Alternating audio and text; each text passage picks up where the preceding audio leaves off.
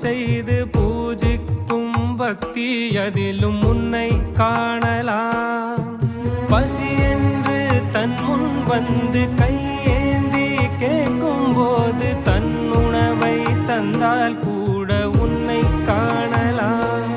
உன்னை காண பல கோடி இங்கு வாரி இறைக்கிறார்கள்.